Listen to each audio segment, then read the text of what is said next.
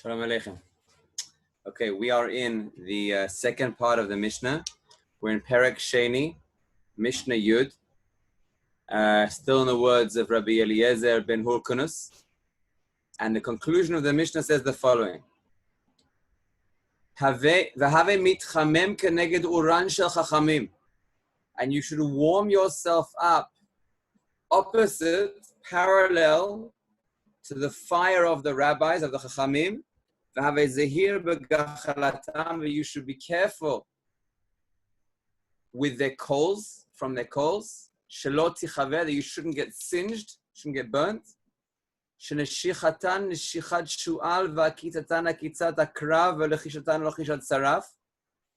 Because their bite is the bite of a fox, and the sting is the sting of the scorpion, and their hiss is the hiss of a snake. And then it concludes with the third part, and it says, "V'kol divreihem kagachale eish," and all of their words are like fire coals. So it's clearly giving us an instruction or a direction of how to relate to the Chachamim. Rashi says,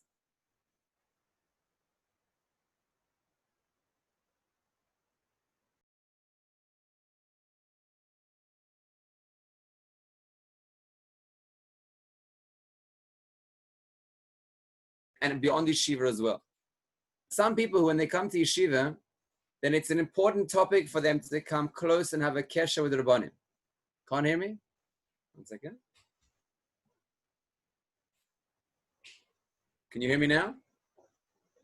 Yeah? Okay. So this is a very important topic, both in the world of yeshiva and going beyond.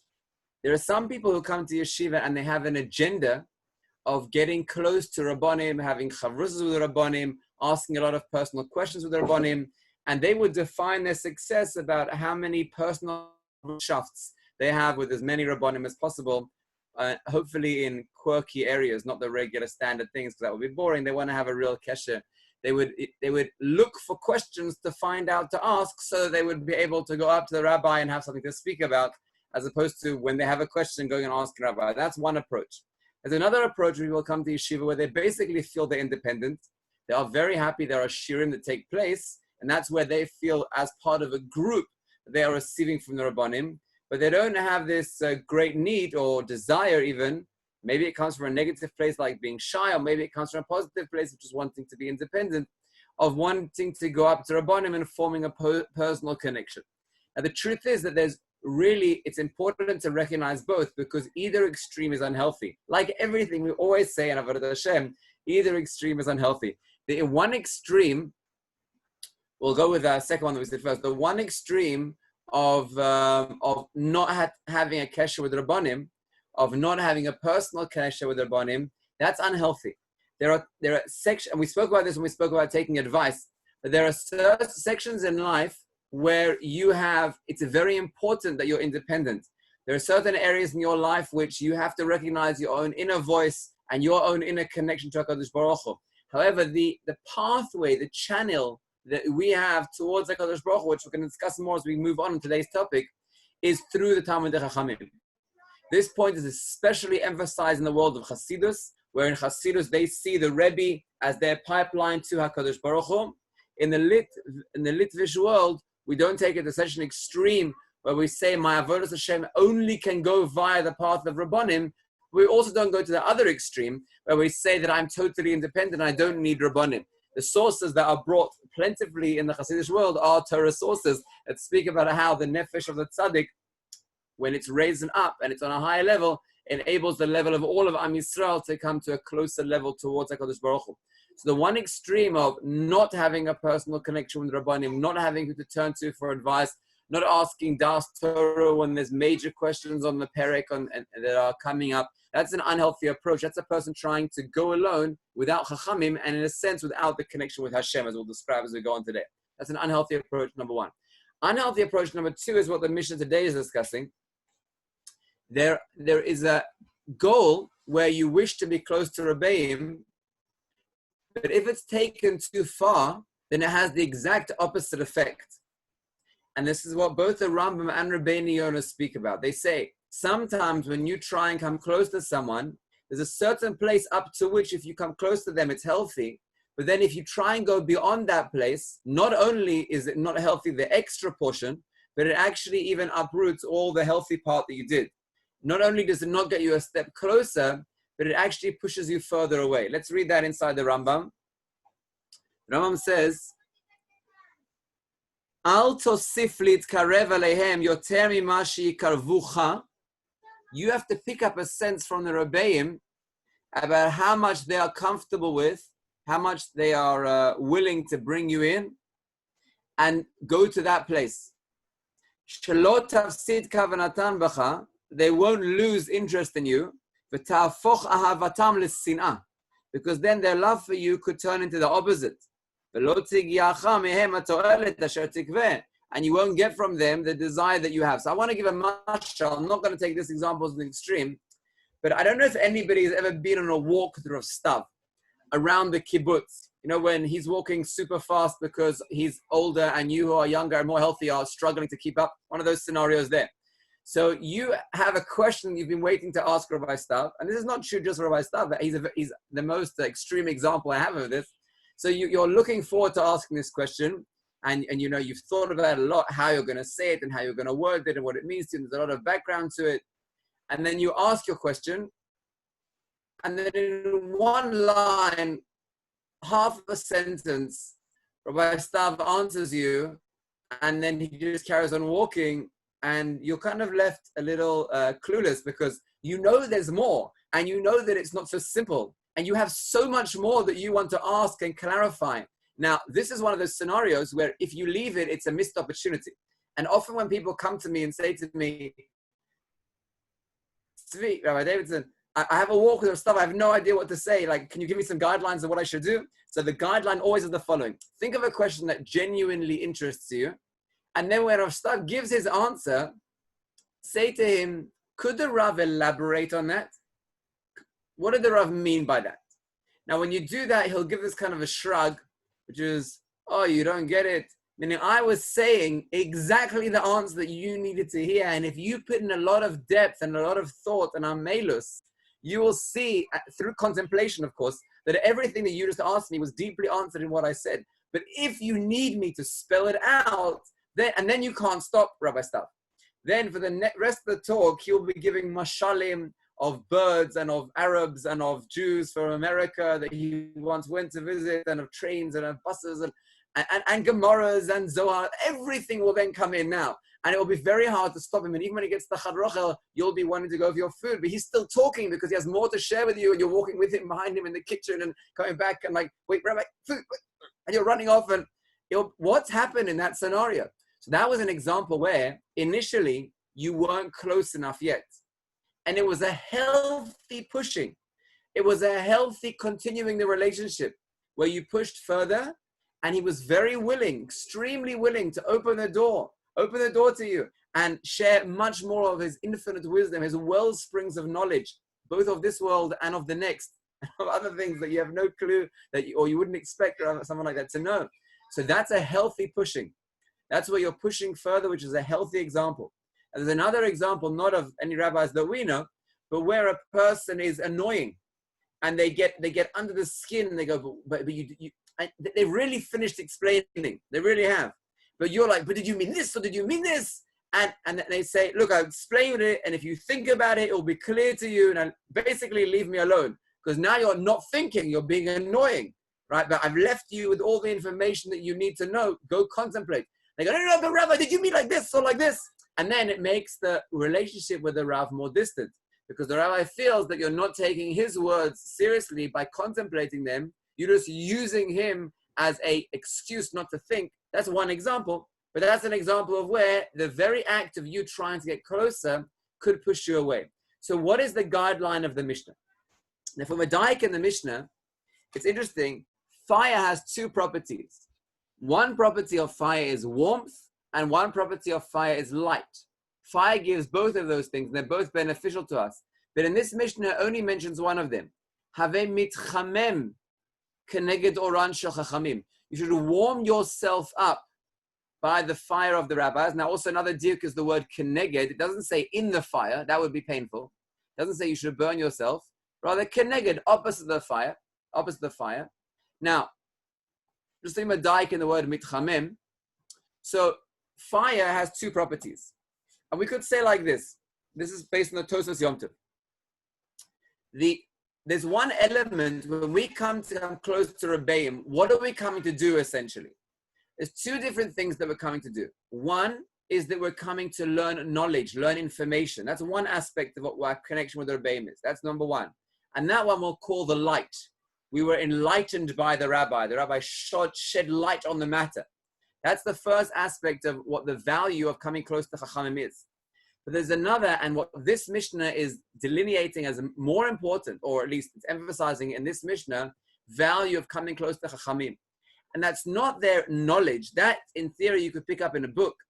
But rather, it's their love of Torah, their emotional connection with Torah, their bond with Torah, which the Gemara the Mishnah calls the warmth, their hislahavos, their enthusiasm, their emotional relationship with Torah. Now, this is something which you can't pick up from a book. You could try. It's only probably going to be successful if you've once heard them speak before with all the hislavos, and then you read a book of theirs, then you could like hear their words in the words that you're reading, then maybe you have a chance. But if you're reading a book without having heard them before, it will be very dry. It won't have that same level. I think I've mentioned this exact Mishnah before. I think if whoever listened to it, we gave a talk about Lag BaOmer. And at that point, I quoted my brother-in-law. My brother-in-law is a very unique individual, very special person. And on Fridays is his Kabbalah day. And he goes from where he lives pretty north all the way to the south, which he bought a car just for the purpose of being able to do this. And he goes to his yeshiva where he learned when he was in yeshiva. And there's one rabbi there called Rabbi Pedaya, who's a Gemara teacher in yeshiva, but also a Kabbalist on the side. And on Friday, he gives shiurim in Kabbalah to his former Talmidim. My brother-in-law goes down to hear him. My brother-in-law was trying to get me to come as well. He thought I will be interested in it and I will have a lot to gain from it. And at that time, Fridays, I was a rabbi of a kindergarten. So obviously kindergarten comes before Kabbalah. So I turned the option down. But he said, well, at least let me send you a transcript of the shiur so that you can like see what it's about. Maybe you'll be interested. So he sent me a transcript of the shiur and I started reading it. And I must be honest, it didn't speak to me too much. And then he said to me, Tzvi, ze ason. I don't know how you say the word ason in English, but it's a disaster maybe. It's a disaster. I said, what? He said, I was reading the transcript, ze ason. So I said, what do you mean? He said, ze guf bli neshama. It's a body without a soul. So I said, what do you mean? He said, when you sit with Rav Pedaya and you hear him teaching Kabbalah, you feel a connection to Hashem, which goes way beyond the words. And then when you read the words without having heard Rav Pedaya, even me, he said, who've heard the words from him, when I read it, it was dry, it was empty, it was a guf bli neshama zason. He said, don't read that. Come to the shiur and hear him and then make your decision. I haven't never been zoche. And now it's a shiur which goes over years and years and years. And you started at that point. And so to jump in now would be pretty impossible. So maybe the next round I'll be zoche, be'ezat Hashem. But either way, that principle that Rebbeim have two things they're giving over. When you come to learn from a Rebbe, sometimes there's value in asking a Rebbe something which you even already know the answer to. Not because you're coming to get the information, the light from him, but rather what you're coming to get from him is the enthusiasm, is the connection with Torah, is to see his connection that he has with Avodas Hashem, which then imbues within you, it shines off to you and gives you that same connection with HaKadosh Baruch Hu. So therefore, the dirk in the Mishnah that we're saying now is that when it's telling you that Rebbeim are like fire, it's not emphasizing the light aspect that you could get from books. Rather have a mitchamem. The goal here that we're speaking about is the warmth, is the enthusiasm, the hislavus that you can have from connecting to a Rebbe. That's also why when Chachamim speak about being mishamish talmidei Chachamim, when the Gemara says that, it doesn't give an example of learning Torah from them. It gives an example of being mishamish them literally, doing business with them, or marrying off your child to them, or something where you're involved in them, not even necessarily in the world of Torah. Because the principle here is not necessarily about Torah. It's about connecting to them and then receiving the influence of their relationship with HaKadosh Baruch Hu, their enthusiasm, picking that up from them. I want to be Madaik in something else now. It uses two different words for fire and it switches between them. It starts off by saying, Have mitchamem keneged uran shel chachamim, the fire of the rabbis. And then it says, V'have zahir begachalatan shelo tirveh, but be careful from their coals that you shouldn't get singed. Now, if it was just saying, come close, but not too close, which is how we started speaking about it, yes, you should come close to Rebbeim. You'll gain a lot from the relationship. And now we've even explained what the gain is. It's not the knowledge, rather it's the connection with the Kodesh Baruch Hu that they have that you can then pick up of and be inspired by. But don't come too close, as we read in the Rambam, because becoming too close will cause them to push you away. But if it was just saying that, then it could just say fire, fire. Why does it say fire and then coals? Now, if you notice in the last part of the Mishnah, it uses the word coals again. Here it says, the kol divreihem kegachale eish. All of their wells are coals of fire. So it's referring to coals in two different aspects. And we're going to bring out two different aspects of what that coal is referring to. So aspect number one, and this is from the Baal Shem Tov, on his commentary on the Torah, Parshas Vayishlach. Sometimes Rebbeim are in what Hasidus call Mochin de Gadlus, which means they themselves are excited and inspired and connected to their own Avodas Hashem.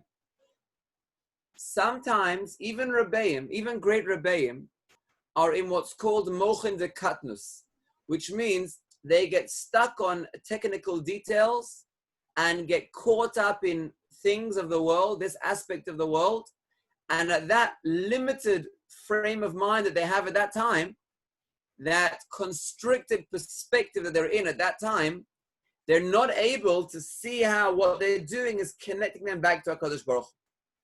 Now, by people who are not Talmid Chachamim, that's the default mindset. Meaning, when they're involved, even in mitzvahs, they don't see how they're connecting to Hashem through that mindset. They get caught up on the details of the mitzvah. And only in unique times, like maybe Yom Kippur, or maybe Purim, or maybe on Shabbos, or if they're very lucky, maybe even on a weekday, they'll have times where they feel real connection to Hashem. So by an average person, let's say a religious Jew who hasn't invested in Avodas Hashem, he will pretty much always be in Mochin de Katnus. As you grow in Avodas Hashem, the moments of Mochin de Gadlus, where you feel that whatever you're doing is part of something much greater, and you're able to connect the details of what you're doing to Avodas Hashem, and you feel that connection to Hashem in what you're doing, that's called expanded mindset. Then that expanded mindset where you're aware of Hashem in all that you're doing will be your default. But it's impossible even for great tzaddikim to be at that high level all the time. There are times which are closer and times which are further away, even for great Talmidei Chachamim. Now, when you're coming to connect to a rabbi, then as we mentioned, there are two aspects. There's the aspect of the information and there's the aspect of the enthusiasm, the connection that you wish to have with them. You have to be careful when you connect to them. If you connect to them when they are in a time of Mochin de Katnut, then you will be able to get information from them. But the information that you get from them will be without inner connection, which means they'll be able to explain to you all of the ideas, all the concepts, they'll be able to explain. But at the time where they're explaining it, it's not coming from a very deep place of connection with Hashem. And because within them, that's where it's coming from, then the way that you receive it will be in more of a dry way. It won't be with that same enthusiasm. And you won't realize why, but when you receive it, you'll say, yes, I understand, but you won't feel that it inspires you as an idea. You won't feel that you're blown away by the concept. I remember once, there was a mashgiach of another yeshiva who came to visit, and I was speaking to him, and I mentioned of an idea that I'd heard from him. So he said to me, I was in a different place where I said that, no, I wouldn't say that same chidush now. I thought to myself, that's interesting. Why wouldn't he say that same chidush now? It's still a good chidush. But you hear now what we're saying. When a person who's great wants to share Torah, he doesn't want to share Torah that he's not connecting to at the moment, because his whole goal is to inspire the Talmidim. Now, if he's saying something that he read in some other book, but he doesn't connect to it, then it won't inspire the Talmidim. maybe they'll understand the idea, but it won't transform them. So this rabbi said to me, and it took me a while till I understood what he was saying. At the beginning, I didn't judge him favorably, and only afterwards, when I contemplated, I understood what he was saying. He's saying, right now, I don't feel that idea anymore. At the time when I heard it and I said it, at that time, I felt the idea. And therefore, when I said it over at that time, it was coming from a true, authentic place in me. It was appropriate for me to say it. However, now I'm not in a place where I connected that idea for whatever reason. I'm not judging that. I don't know why that is. But he was authentic, that he didn't want to share an idea that he didn't authentically connect to.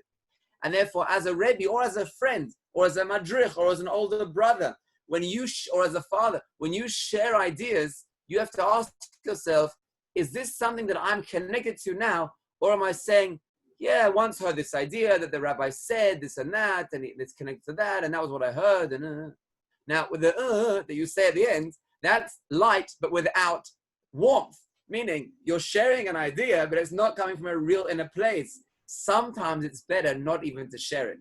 Because if you're sharing it with the mindset of, I don't really connect to this, I don't really understand this idea, I don't know if it's even true, but I'll tell you over what it said, that it's more like a philosophizing professor who's sharing some idea from ancient medieval Semitic wisdom. Now, obviously, when he's saying that, he doesn't have any inner connection to it. So it's boring, like it's boring to hear many professors who speak about their ideas because they're sharing external information, but they're not connected to it from an inner place. I once read a very interesting tshuva. Someone asked the Rabbi Shlomo Aviner, they want to get into Hasidus, but they don't know where to start. And they saw in their local university, there's a course on Hasidus that's being taught. So they want to know, would that be a good place to start to get all the history and the background so they can learn about Hasidus? And then once they've got all that understanding, they can start learning the works of Hasidus. So the Rabbi Shlomo Aviner said to them, if you go to the university, then you're visiting the graveyard of Hasidus. They're analyzing it from the past, and they're saying, these rabbis are all dead. Their ideas are also dead. But in the era that they lived, this is the teachings they taught, relevant to the context they taught it in, and you will learn Hasidus from a dead perspective. Then when you come to learn it, it will be hard for you to connect to it. I suggest you go to the people who are living the life of Hasidut in an authentic manner, and you might not get it in such an orderly way. You won't get it structured very well, but you will hear it straight from the neshama. It will speak to you in a deep place. That's the authentic place to hear the words of Hasidut. So therefore, what the Baal Shem Tov says on this Mishnah is the following. When you come to learn from a Rebbe, have a mitchamem, keneged uran shachachamim, when they're on fire, when they're expressing enthusiasm, when you can hear the Torah they're teaching is not coming from a repetitive place, something they've learned once before, but they're not connected to now, but you see they're on fire as they're sharing it, then warm yourself up. It's not about the information. You may know the information already. It might not be a chiddush to you, but imbue yourself with a spirit of enthusiasm, of connection to Hashem. Have a zahir, but you must be very careful. The gachalatan, from their coals. What is a coal? There's no more flames. They're not on fire. Shelot tichveh, because if you connect to the Rebbeim when they're speaking about it as something like the university professors do, something which they're just researching and they kind of, maybe it makes sense, they're not sure, but they'll say it over anyway. So that's what we call in Chassidut mochin de katnut, when they're in a constricted mindset and they're just repeating something over that they know, but they're not feeling at that moment. And you should be careful not to hear it from them at that time, because then you'll imbue information without neshama. Guf below neshama ze ason, says my brother-in-law. You must be careful to avoid that. Now, the second part of the Mishnah seems to contradict that, because when you read the end part, it says, the kol divreihem kagachali eish. All the words of the rabbis are like coals. 1 minute. We just spoke about coals being something negative. Why are we now saying all of their words are coals? So first, just to make the diuk of the word kol, the word kol comes to include even the divrei chulin, meaning, as we know in the Gemara and Sukkah, it says that you should even listen to the words of Chachamim when they're speaking about mundane matters, because even mundane matters require Talmud, require learning, because there's wisdom inside that as well. So that's what the word kol is coming to include, the kol divreihem. But why does it say gachalei eish? What's the Gachaleish here referring to? And here it's a different aspect, not like the first one we said, a new aspect. What's the Gachalim here referring to? And this is from Nefesh HaChaim, not Ruach Chaim, Ruach Version's commentary on Pirkei Avos, but Nefesh HaChaim in Shar Gimel, right at the beginning. The second paragraph of the third Shar in Nefesh HaChaim, he quotes this Mishnah and he gives the following interpretation. And this is exactly the point that we made about Rav Stav earlier on, going for the walk with Rav Stav. When you first hear the words of the Chachamim, you're in a different place to where they are. And therefore, when you hear it, you haven't yet absorbed those ideas. You haven't yet imbued those concepts. So sometimes the words of the Chachamim will seem to you as strange or disconnected. And you won't be able necessarily to relate to them at the moment that you first hear it.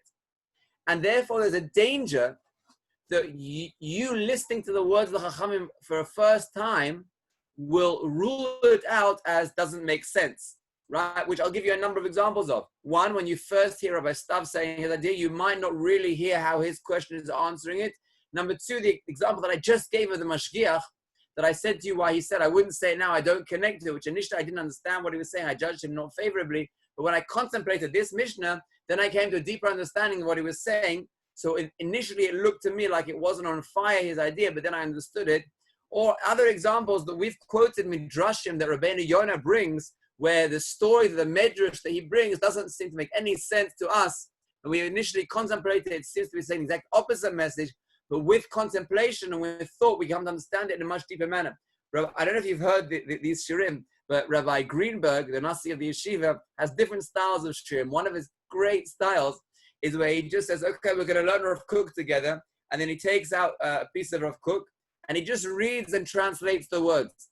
And then he looks around and says, can anyone explain to me what he's saying? And then everyone's like, not really.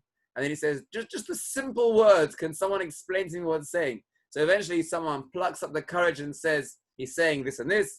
Then Rav Greenberg says, yeah, that does sound like what he's saying. So if that's what he's saying then, and then Rav Greenberg gives the simple, literal translation of what Rav Kook is saying, and it sounds sometimes odd, or it sounds sometimes like no chiddush at all sometimes, or it sounds like apikoros sometimes if you misread it, very challenging. And then he says, okay, that's our initial read. And then he gives an hour shiur with a lot of introductions and backgrounds and explanations of very deep ideas. And everyone's blown away, although they totally forgot about that first paragraph they read in Rav Kook. They're not thinking about that at all. They're just amazed by the structure that Rav Greenberg has given to them and the deep hashkafa that was presented. And he says, okay, let's go back to that paragraph in Rav Kook. And then he opens it up again and he just reads it word for word slowly. And suddenly everyone says, that's what he was saying. No, that's what he was saying. Wow, there was no way I would have understood that without the hour introduction. But that's the depth behind those words over there. Now, sometimes we disregard the words of Chachamim because we say they don't make sense. And then we're kind of humble and we say, okay, they don't make sense to me now, but yeah, they don't make sense. Right? Let's just be frank. They don't make sense. But then you pause and you have experiences like Rabbi Greenberg's shiur or Rabbi Stav moment, and you realize, you know what?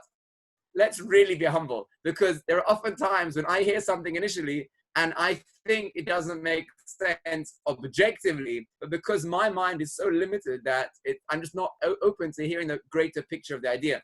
So a deeper interpretation, which is what the Nefesh HaChaim is saying on this piece, is that when you hear the words of Chachamim, they're like coals. What's a coal? A coal is where the power to bring out fire exists, but you have to put in work. You have to, like Yom Ha'atzmaut, take your naf, and you have to wave, work hard over there, shaking, putting in amelus. And when you've done your work, then that initial tiny spark that you thought was dying out, and would have died out had you not shaken, suddenly becomes an enormous flame and causes you to be very excited and enthusiastic about the Torah that's lying underneath it. So the Nefesh HaChaim says, when you hear the words of the Chachamim, if they hear to you initially like coals, like Rabbi Stav teaching you an idea, you know you have to put in amelus now. Sometimes that amelus comes by asking Rabbi Stav to elaborate. Sometimes it means you have to step away. And sometimes if you ask too much, it will get annoying and you could distance yourself from the Rebbe. That's what you have to say. I know I should stop now. Let me contemplate the idea. And you sit down and you write it out. You discuss it with the other Rebbeim. You contemplate it. Sometimes you leave it for 40 years until you're able to understand the depth behind what your rabbi was saying. But then suddenly, after you're waving, you're bringing out the wisdom, suddenly you realize that's what my Rebbe meant. Now I understand it with more depth. So the goal of our Mishnah was to get an understanding of how to relate to Rebbeim. We said two major concepts. One major concept was you have to be careful to learn from Rebbeim at a time when they're on their high, when they're enthusiastic, because when you're learning from Rebbeim, you're not only learning the information, but primarily you're learning the enthusiastic connection they have with Hashem that you're bringing down through your relationship with them. So be careful about that matter. Don't push too hard. A new point, don't push too hard at a time when you feel they want to push you away, because if you do that, you'll lose the relationship with them. However, it is very healthy and very encouraged. And even if you feel initial resistance, I would very encourage, and I'm saying this now, and please share it with anyone who you know who's coming to Karen Biava next year. Rebbeim want connection with Talmidim, but they're not always initiating it. But they appreciate it and they encourage it. And when Talmidim ask more questions, and they even ask for chavrusas, the Rebbeim may say, I don't have time, but once they see that the Talmud is persistent and really cares and really wants it, the Rebbeim want that relationship and they admire it and appreciate it and invest in it. And Talmidim will gain thousands of times more fold from having those light interactions with the Rebbe that you have not only in the learning, but in the arranging the learning and when we're going to learn and what we're going to learn, and you develop the relationship, the kesher. It's very worthwhile, encouraging, but not if you feel you're getting under his skin in a way that's annoying. That was point number 1 and 2 that we made. The final point we made from the Nefesh HaChaim was that sometimes initially you don't see the wisdom what the Rebbe is saying, but you should know that it's a coal with a spark, which if you put an effort, you'll be able to bring out that flame. Now I want to say one more point, which is just taking this point to a much higher understanding beyond what we're saying now. You see, I'll say Nadav and Avihu, they came too close and they were burnt. Moshe Rabbeinu also came close, but with HaKadosh Baruch Hu's permission. And when he came down from the mountain, there was a light shining from his face. This fire that we're describing now was shining from Moshe Rabbeinu's face. Am Yisrael initially, they were on the level where they were able to receive it. And they were able to look at Moshe Rabbeinu's face and receive not just the Torah that he was teaching, they were also able to receive the light that was shining from him, that enthusiastic connection that he had from HaKadosh Baruch Hu. When they sinned, they were no longer at the sensitive place where they were able to receive it. And Moshe Rabbeinu had to put a mask on so they would be able to relate to him. Sometimes your level determines how much of that enthusiasm you can get. If you're at a place where you're entrenched in inappropriate things, you'll see the Rebbe, but you won't be able to see the relationship or connect to it because it will seem too far away from you. He will seem too distant from you, like Moshe Rabbeinu seemed too distant from Am Yisrael when they'd sinned. Ultimately, this light is the connection we have with HaKadosh Baruch Hu. This light doesn't emanate from the Talmud Chacham themselves, but rather the Gemara says, how do you fulfill the mitzvah of Deik Veikus with Hashem? There's a mitzvah midorais to be davok to Hashem. How do you fulfill that mitzvah? The Gemara asks, Eish ochlahu. HaKadosh Baruch Hu was a burning fire, meaning the enthusiasm that we would like to have in connecting to Hashem will burn us alive. We're not able to connect Him directly. Nadav and Avihu tried it and they died. How do we connect to them? The Gemara answers, we connect to them through being davok to Talmidei Chachamim. So what that means to say is, when you connect to a Talmud Chacham, it's not about him and his charisma and his personality and who he is. You're not connecting to the Talmud Chacham. You're connecting to HaKadosh Baruch Hu. The way the Gemara says to be davok to Hashem is through being davok to Talmud Chacham. That means the light that Moshe Rabbeinu shone and the light that your Rebbeim shine isn't their own light of their enthusiasm and their connection and their charisma. HaKadosh Baruch Hu placed his own light, his own relationship with him through the Talmud Chachamim. Of course, the greater the Talmud Chacham is, the greater it's Hashem's light and less his light. The more of a showman the rabbi is, then the more of his light it is and less of HaKadosh Baruch Hu's light. But as you connect to great Talmud Chachamim, the more refined they are, the more of HaKadosh Baruch Hu you are davok to him. And therefore this idea isn't just an idea of you want to maximize your time in yeshiva, connect to the Rebbeim, it will be a great, awesome experience. But rather, there's something much, much deeper here. It's a mitzvah d'oraisa for a person to be davok to HaKadosh Baruch Hu. And the way that you are davak to HaKadosh Baruch Hu is through being davak to Chachamim. So if a person feels shy, or a person feels, I don't know if he's interested in that, recognize that this is a mitzvah d'oraisa, and it's not connecting to the Rebbe, it's connecting to HaKadosh Baruch Hu. And that gives us a much broader understanding of the greatness of this mitzvah. Like Nadav and Avihu, there's certain areas where you can't come too close, like we said in this Mishnah. But ultimately, your desire to come close, and you're recognizing that even HaKadosh Baruch Hu's ways, you don't always understand initially. But when you wave and you put in our melis into HaKadosh Baruch Hu's ways, then suddenly the spark comes and the enthusiasm comes. Through your being davak to the Talmid Chachamim, ultimately you're being davak to HaKadosh Baruch Hu. Yeshar Koach.